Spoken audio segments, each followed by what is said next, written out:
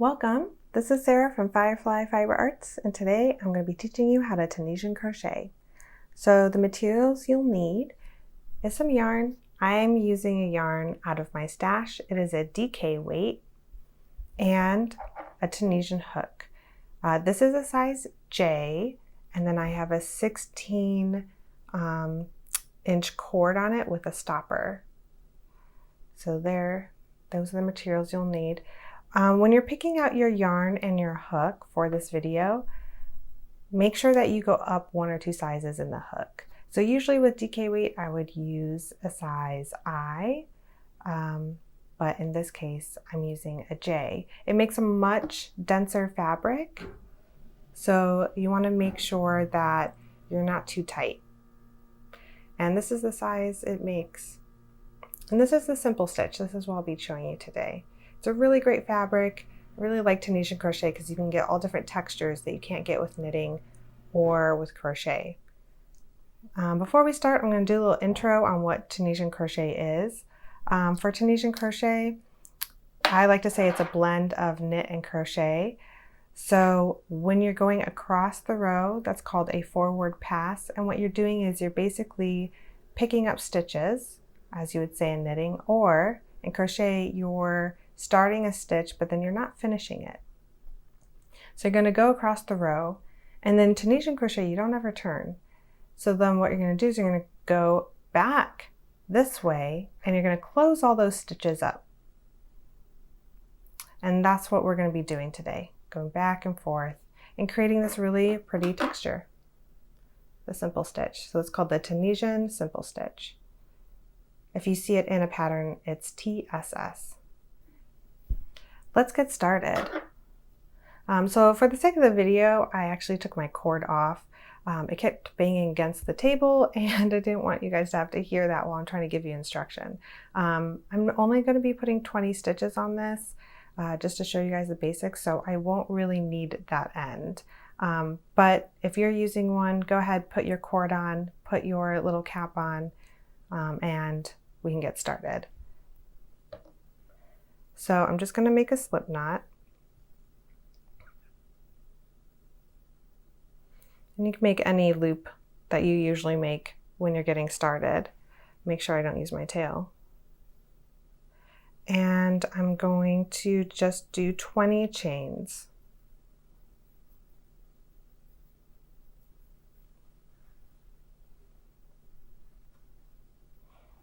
And if you're coming from this and you don't know how to crochet yet, I suggest checking out our Learn How to Crochet.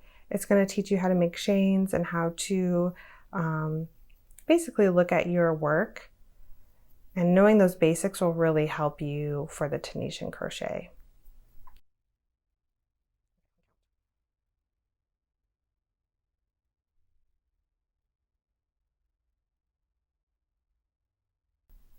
Okay, so I have 20 chains,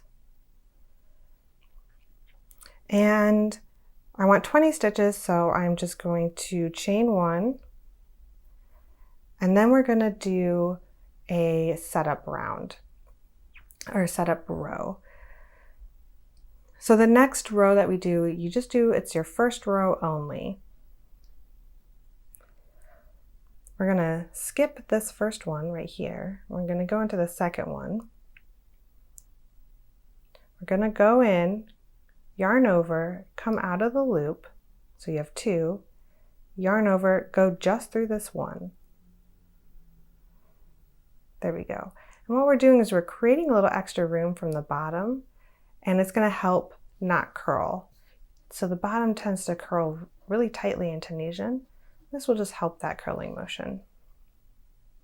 All right, so we're going to do that again. So in the next stitch right here, I'm going to go into that stitch, yarn over, come out, yarn over, go through just the first one. And see, I'm building all these live stitches. We call these live stitches. Building all of these.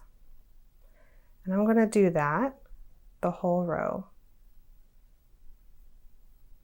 So I'm going to go into my stitch, yarn over, come out, pull up that loop, yarn over, just go under that first loop. And that's your setup round. We're building a solid foundation for you to do the rest of your simple stitch. All right, so I have created my live loops for all of my stitches. And on this last one, remember we don't turn in Tunisian. So what we're going to do is we're going to go back on that back pass right there. So we're going to yarn over and we're just going to chain at the end of the row. We're going to do that at the end of every row, is you're going to do one chain before we go back. So I did my chain and then I just yarn over, go through 2, push these up, yarn over, go through 2. And as you can tell, as I'm working, I'm holding on to my crochet hook as I normally would, even with the stitches, the live stitches on. Don't try to bunch them all up. Just put your hands over them and then I kind of push them up with my finger when I need to. So again, to close this, you're going to yarn over, go through 2. And you're going to do that until you get to the end of the row. And see, it's creating this type of fabric, but don't worry, we're going to go through that again. But this is how it should look as you're going through 2. You have these nice big columns.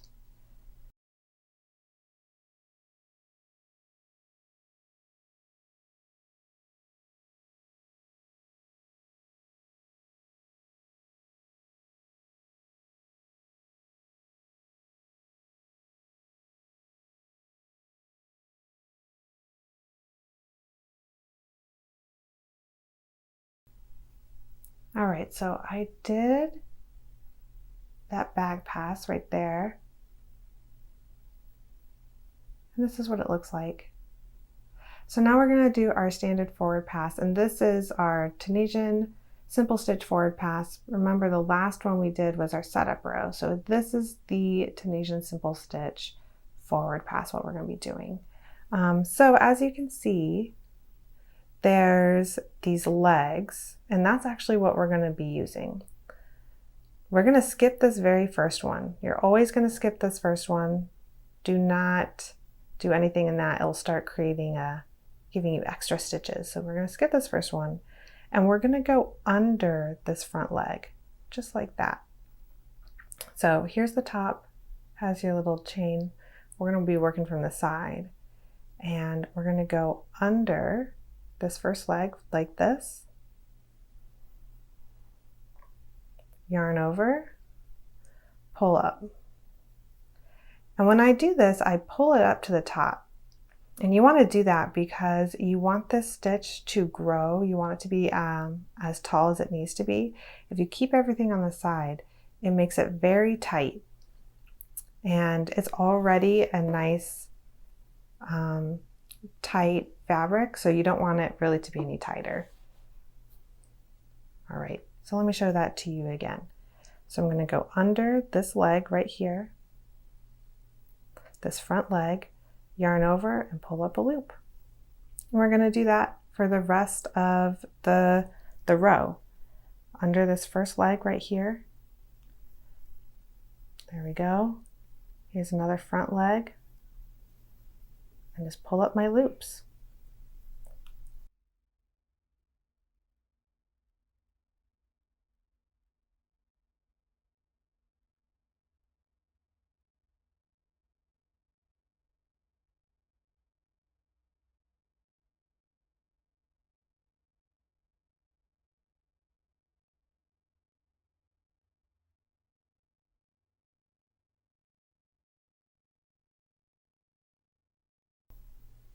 Okay, so when you get to the end of the row, your last loop is actually a chain. You see that, how there's a chain? So what we're going to do is, instead of just going through the front leg, we're going to go through the chain like a regular crochet. So we're going to go to the top of this chain and we're going to go under, so that you're going under the bridge is how I call it, but under these two legs right here. Pull a loop up and there you go. Now again, we don't turn, but we do still need to do our chain. So chain up. So we're still creating another row, so we do need to chain up to meet it.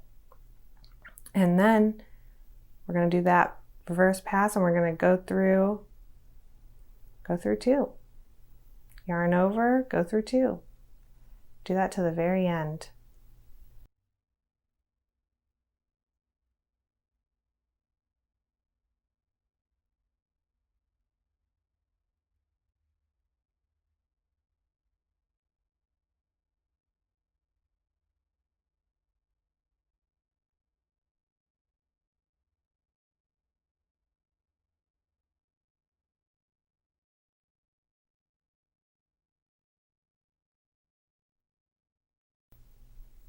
All right, so there is your first, you see that? First row of the Tunisian Simple Stitch. There we go. You can see it's starting to create the same fabric as we have here. And that, I mean, that's how you make the simple stitch. So again, we're going to skip this first leg, go into that second leg, under that second leg, and pull up our loops all along this row. And then we're going to chain at the end of the row and we're going to close all those loops up 2 at a time. And that's the Tunisian Simple Stitch. Now, once you're ready to finish your swatch, finish your scarf, whatever you're making, you do need to close up some loops. See how there's these gaps? You need to close these legs up. So I'm going to show you guys how to do that. All right, so to close the top so that you don't have these gaps, you see these little gaps, we're gonna kind of do a combination of crochet and slip stitch. So this is the slip stitch. How I close it with a slip stitch is we're going to skip that first one like we always have, go under this leg, yarn over, and just go through those 2. So we're going to close it up right away. Then we're going to go to the next leg, we're going to go under, we're going to yarn over, pull through both those loops right away. And we're just going to keep doing that. And it's going to close up this gap with these holes. And it's going to make it look really nice and finished.